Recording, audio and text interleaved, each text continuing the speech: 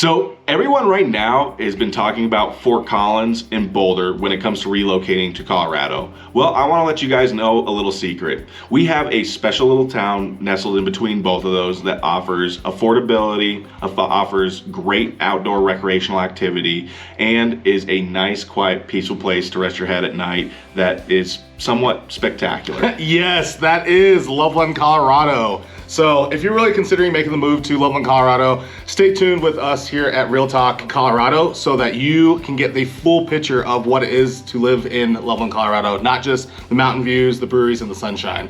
So we're gonna take you through a few pros and a few cons that we think you should know prior to making that move to Loveland, Colorado.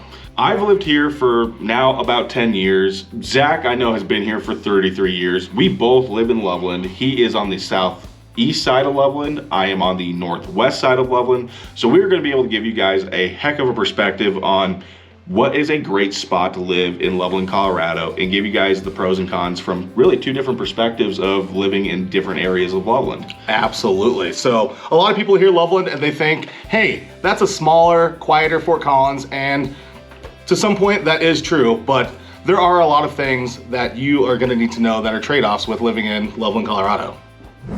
So pro number one is why most people do relocate to Northern Colorado. It is going to be the Colorado lifestyle. And here in Loveland, you can get that Colorado lifestyle without that Fort Collins price tag. Yep, I think that is the biggest reason why probably both me and Zach ended up in Loveland in the first place. Is Fort Collins is ridiculously expensive. When it comes to housing, which I think is the biggest cost for all of us, it's the biggest expense we have to deal with. It's amazing the difference on what you're gonna get in Fort Collins versus Loveland. Loveland's average price point right now is roughly around that $550,000, where Fort Collins is closer to that $580,000 to $600,000 range. And what you get comparative wise to Fort Collins, Loveland wise, amenities in the house is almost completely different. Loveland, you're going to be getting larger yards. You're going to be getting more square footage in your house. You're going to be getting better updates. And that, to me, creates such a package that almost puts Fort Collins out of the picture for me when it comes to living in Northern Colorado. Absolutely. Your buying power is just one notch higher deciding to move to Loveland, Colorado over some of the surrounding areas. And honestly, I kind of tell everybody it's about 10 to 15% less for the ideal or identical product that you're gonna get in Fort Collins. So that's huge for me. You're still gonna get all of the mountain views, still gonna get all the access to outside. You're still gonna have everything reachable, maybe 20 minutes drive to Fort Collins, anything like that. So why not live a better lifestyle and not be house poor? Yep, and I know for most of us, like, neighborhoods and houses are a big factor. You know, Fort Collins has, you know, those top-notch neighborhoods, but you're gonna be spending a lot of money, millions of dollars to be a part of those types of neighborhoods. The ones with the big landscaping, the mature landscaping, the ones that are in Midtown. When you're looking in that price range of like that $550,000 to $600,000 range, you're gonna be kind of on the outskirts of Fort Collins, and you're gonna realize that that 15-minute drive time is going to exist for you no matter whether you're living in Fort Collins or in Loveland. So what would you rather have, a better house in Loveland and drive that 15 minutes, or live in Fort Collins and have the more expensive taxes, more expensive everything, just to have that Fort Collins address? Absolutely. So if you're thinking about moving to Loveland, Fort Collins, Windsor, anywhere here in Northern Colorado, don't hesitate to reach out to either of us or anybody on our team so that we can actually give you on-the-ground guidance to your next home, your forever home, essentially. Yep. It's a way better option than using your Zillow, which is just going to give you some photos and nothing else. So false photos. You'll be amazed when you actually get into the houses what they actually truly look like. Absolutely. So let's connect. Email us, text us, call, and let's set up a time to jump on a Zoom call and possibly talk about your relocation.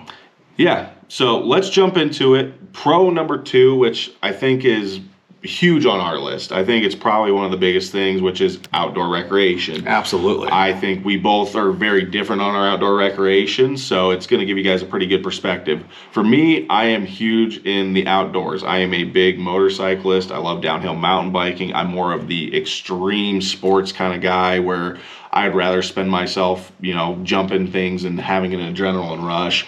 where I think Zach definitely is more the relax, go out and paddleboard and take in the scenery kind of guy. And I think it offers both for me. Ouch, Connor. He's throwing me under the bus, and it's like, hey, Zach doesn't want to go get his hands. I want to have her cerveza and, you know, just hang out on a beach somewhere. But no, the access that we have here is going to be undeniable, second to none, because it's just outstanding and it's so close. I can get a full day's work in and go throw my paddleboard on Bodecker and be there within 10 minutes. Yeah. So honestly, you got plenty of daylight still left over after a full day's work, anything like that. You can go jump on the bike paths that we have here in Loveland. So we got 35 plus miles of paved paths throughout Loveland. It also connects to the Fort Collins trail system as well. So that's going to be an additional 55 miles of trail. So, I mean, we're almost up to 100 miles of trail. You can get out and go all day long. I mean, you can hop on 34, zoom up to Estes. It's going to be about 35. Let's be more realistic. It's probably going to be more about 45 minutes to get to Estes, have all that access up there as well. We have all of the lakes as well, so I always considered Loveland kind of the city of lakes. I mean, when you look on a Google map comparative to Fort Collins looks like a dry, arid suburb. Where when you look at Loveland, I mean, we have reservoirs and ponds everywhere. Everywhere. I'm a huge proponent of Pinewood up in by Carter Lake. It's an awesome place to go. Horsetooth is cool. I mean, it's a great spot to go if you like power boats, wakeboarding, things like that. But Carter offers as well power boats, but it's a little bit smaller, and I think it's a little more picturesque in my opinion. You're actually feeling like you're up in the mountains in a reservoir, where Horsetooth feels a little bit more like you're just one little hill over from the city, to me at least. So, you know, Loveland offers so much more too. Like, I'm a huge downhill mountain biker, so Coyote Ridge, which is 10-minute bike ride from my house, to go up and go ride a 30-mile trail that takes you from Coyote Ridge, can take you over to Devil's Backbone. It's an awesome spot to go hiking as well. So there are just so many opportunities to be able to get outdoors, whether it is biking, just going out and hiking, bird watching, everything, paddleboarding, skating, rollerblading, like whatever you want to do, it is doable and achievable right at your back doorstep. Yep, and that, like you was saying, you know, Estes Park is just minutes away from us, you know, 45 minutes, but the best part is we have the Thompson River that runs along Highway 34. So if you're a huge fly fisherman, you know, you have access within 15 to 20 minutes into some of the best fishing we have here in northern Colorado. You also have the Poudre River, which is only another 40 minutes away from Loveland as well. So there's a lot of options to get away and go explore and get away from civilization. Yeah, living here in northern Colorado, that is an upgrade in life, period. You're going to be happier, healthier, and surrounded by people with same kind of mentality. So that is going to be pro number one. Two. Dang it. It's okay. It's two, That's guys. right. We already went through lifestyle. Now we're on to outdoor recreation. And the third one we're going to hit up, and I think it's probably one of my favorite things, is less congestion. I love Loveland, Colorado, because there are less people here. We have anywhere between 80 to 90,000 people living in Loveland, Colorado, where Fort Collins, you're roughly around that 180,000. Windsor, Timnath, you know, they're on the east side, past I-25. Everything's going to take longer to get there. So they're great towns if you want bigger, nicer homes, but you're going to be sacrificing that outdoor lifestyle.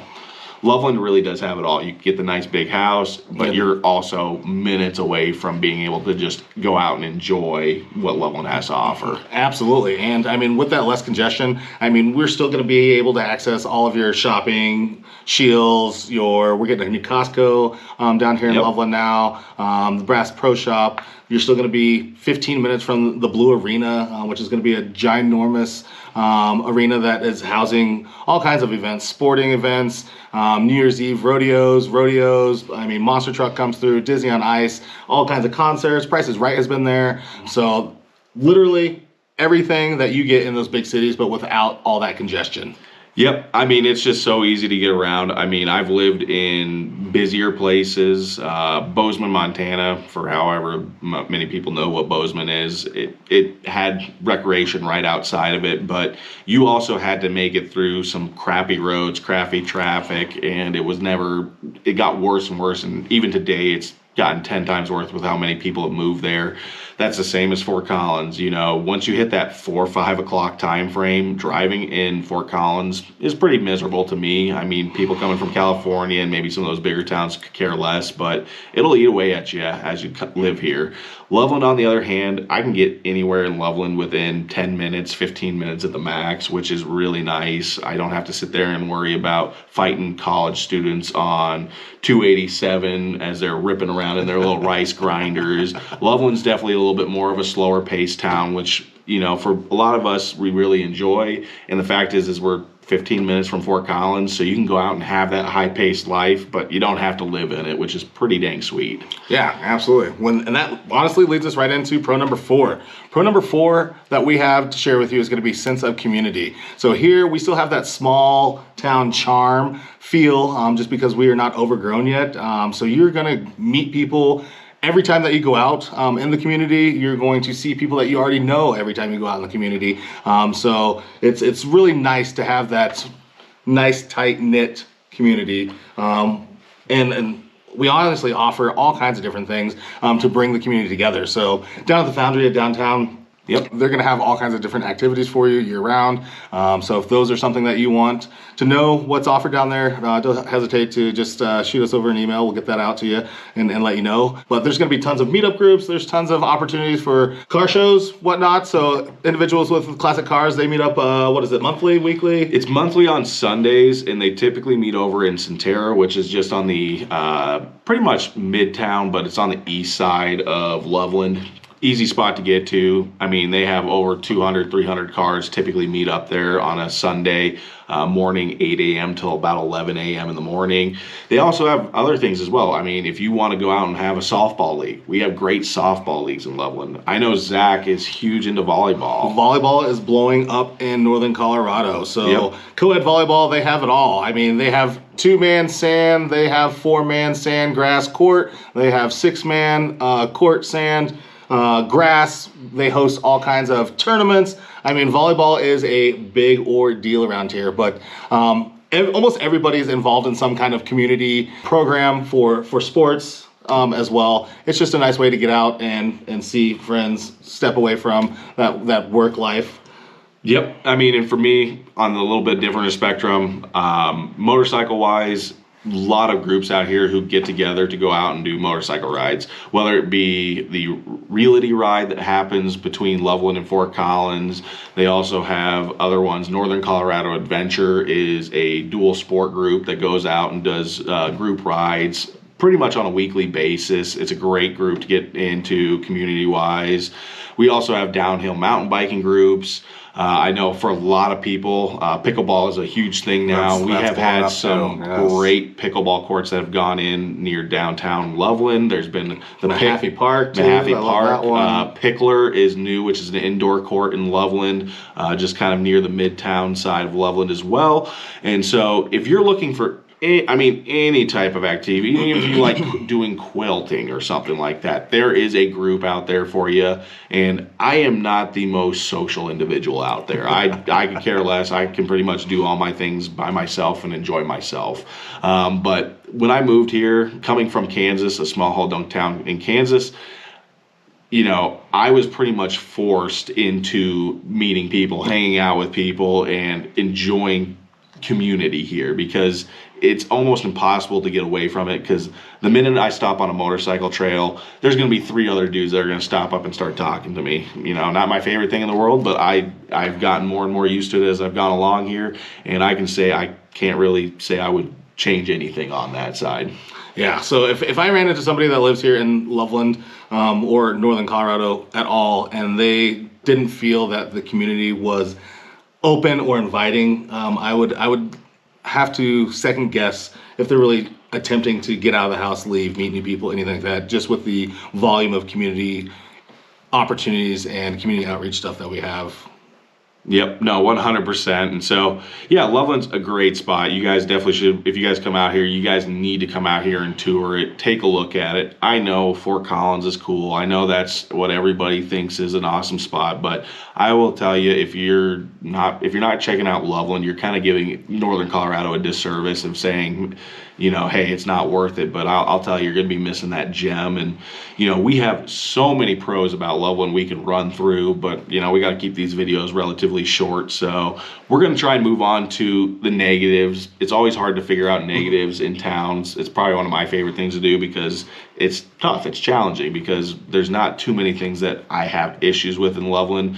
But I think my first one that, I can say is Loveland is growing. Loveland is gotten bigger since COVID. A lot of people from out of state have moved here to Fort Collins. If they couldn't afford Fort Collins, they're moving to Loveland or some of the other small towns around Fort Collins as well. And so it's kind of a double-edged sword. Growth is fantastic because it brings opportunity for Loveland to grow in good ways where we have great neighborhoods coming in. Our downtown Loveland is getting revamped. We have larger shopping centers coming in here, more boutique shopping centers coming in here, better restaurants.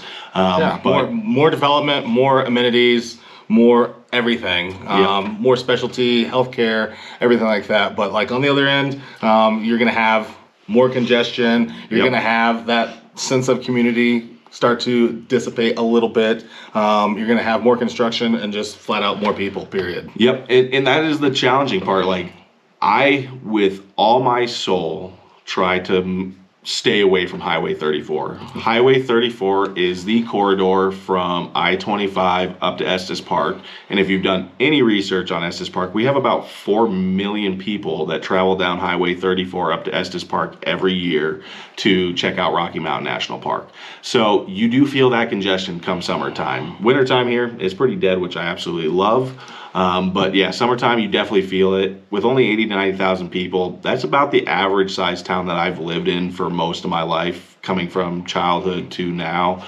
And I can say once you get past that 100,000 to 120,000 mark, you really start to feel the congestion. You start to feel that you're losing a little sense of community.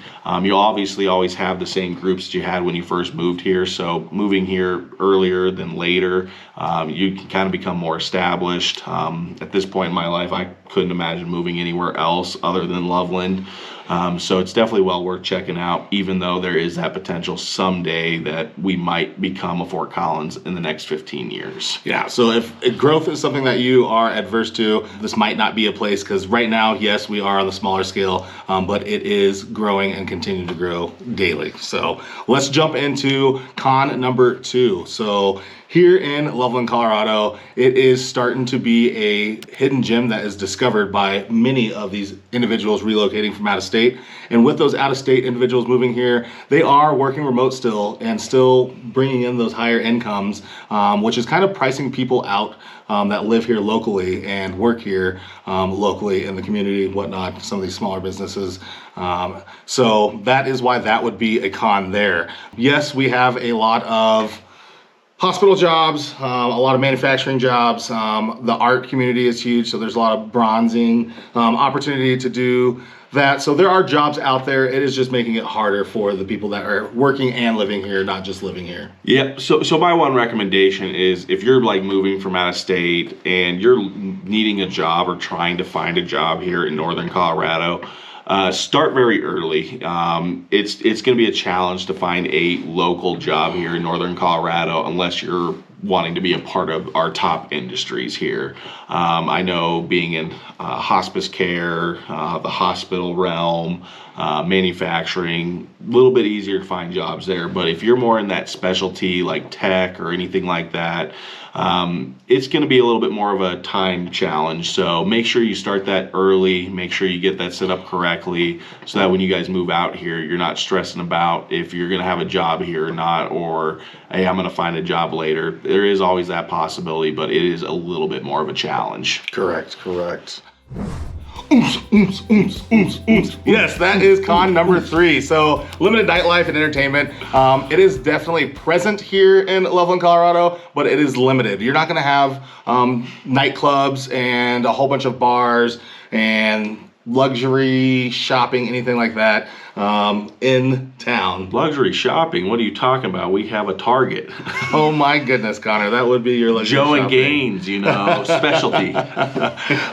So yeah, if you were looking for that fast-paced night life and entertainment all the time, Loveland might not be the place for you. With that being said, we still do have great breweries, great restaurants, great shopping. There are still small boutiques and stuff like that, but it's not going to be your day-to-day. If you're moving to Loveland, Colorado, it's more of the lifestyle of, hey, the access to all the outdoor activities and whatnot, not to have that fast-paced downtown life. Yep, most of our stuff here closes sometime around 10 to midnight. I mean, that's the average time for some. There's a couple of our bars that will stay open till that 2 a.m. time frame, but if Connor's long in bed by then. Yeah, exactly. So if you want that, you know, Fort Collins, like I said, is not that far away. An Uber drive from Loveland to Fort Collins really isn't that expensive, and it's a pretty fun thing to go and do. So, I mean, if you're really needing that nightlife, you know, Loveland can still be your option, but you're going to have to commute for it. You know, we're not going to be like a Denver. We're not going to be like a Dallas.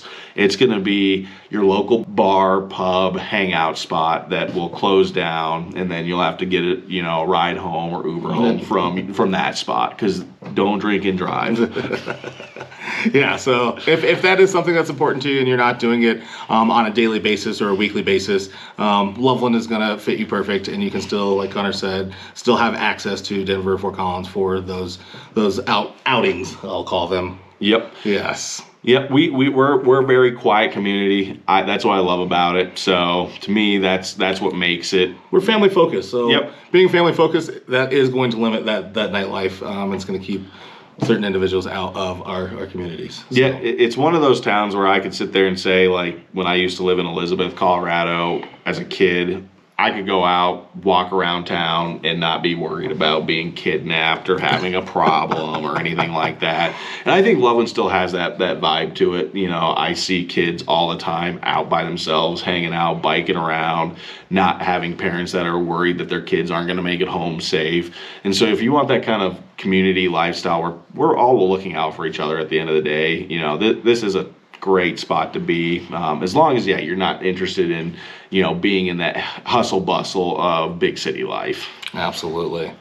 So this last con that we're going to share with you, this can go either way. What we're looking for and our take on this last con is going to be for these out-of-staters moving into Colorado that are not used to it, and that is going to be our seasons. We have 4 beautiful seasons here in Colorado, and season life is much different than a one season living standpoint. Yeah. So you got to be prepared for all of it. So here we're gonna have a beautiful fall that's gonna be a little bit chilly. We're gonna get colors.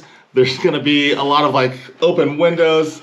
Connor's laughing a little bit because leaf peeping is a huge thing here in Colorado. Yeah, it's called leaf dying. Go to watch the leaves die. They change to beautiful, beautiful, beautiful colors. People aren't used to snows. We do get snow here. It does not stick around long. I call it ugly snow. On the East Coast, they have ugly snow. It stays cold, the sun doesn't come out, and they're getting snowfall upon snowfall upon snowfall, and you can see the layers of the snows on the side of the street and whatnot. Here, we can get 18 inches. It's going to be gone in 72 hours. Yep. It happens all the time. I don't know if you've seen my other video of on a Friday afternoon, we were getting snow coming down super, super heavy. And on Saturday afternoon, there was no trace of snow. And I'm out at a track meet coaching my track kids. So it is kind of crazy. And if you're not used to it, it could be a huge con and a turnoff. Yep, no, I agree. You know, cold weather. I've come from Kansas, which was probably the most miserable place to live when it comes to winter because you didn't get much snow, but you got high winds, high humidity, and it ripped through your clothes like no other. Here in Colorado, we're very lucky. We're a lot closer to the sun, so we get a lot warmer winter days. We're very arid here as well, and so we don't get nearly as much snowfall. We get about 43 inches of precipitation a year, which is very minimal when you look at other areas around Colorado. So here we might get 5 to 6 snowfalls that you have to actually shovel. Otherwise, like he said, 72 hours. And the reason why it's only 72 hours before the snow melts is because we're going to still see 50, 60-degree days in December, in January, in February, in March. And so it's not like the true like Montana, Alaska winters that, you know, maybe some people have told you about. Southern Colorado does get a little bit colder than northern Colorado does, just with the amount of precipitation they get, like a Colorado Springs, a Parker, some areas over there. Where up here we're very fortunate that we're low precipitation, we're close to the sun, so those 300 days of sunshine really do affect our winter times here, to where half the time I'm going out of my house without a coat on in the wintertime just to get work done or to go ride my motorcycle.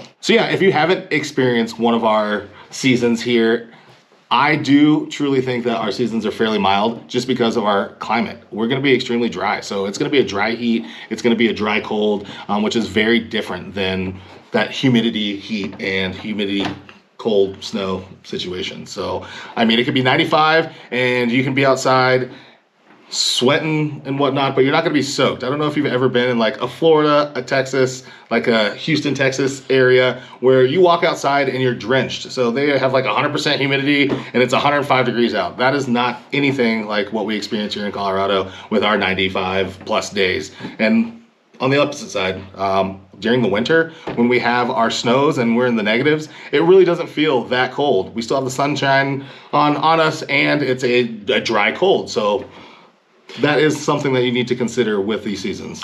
Yeah, I think we're kind of like in the perfect spot in the United States when it comes to having an all-season weather. I mean, our summers are dry, kind of like in Arizona, but we don't get up to ridiculous temperatures like Dallas and Arizona do. We don't get as cold as, say, a Michigan or a Montana when it comes to wintertime. And we don't get, you know, ridiculous rain and clouds like a Washington or Seattle or areas like that. And so we kind of have like that, you know, sweet spot when it comes to weather here.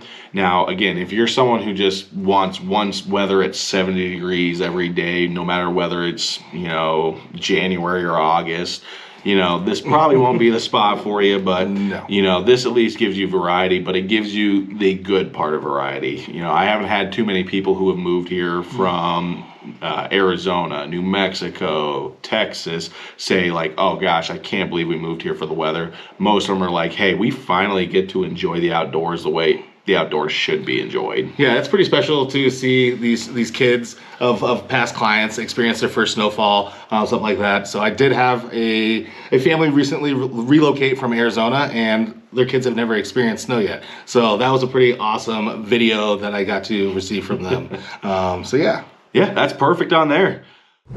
All right, so we have now hit our 4 pros and our 4 cons. And so final verdict, at least for us, is that Loveland is the sweet spot of northern Colorado. We can go in and use and abuse the amenities that Fort Collins, Boulder have to offer, but we have our own diverse community here as well that offers so much more opportunity than some of the other towns we have here like Windsor or Timnath or Johnstown. Loveland truly hits all the check boxes that I would say most people are looking for when moving to Colorado. It has the outdoor access. We have a great community. You have more space than you would have in Fort Collins or some other towns like Denver or Boulder. The convenience is, you know, uncomparable because we still live on the west side of I-25 as a Loveland community. So we have easy access to the outdoors. We have easy access to I-25 to head down to Denver or to DIA.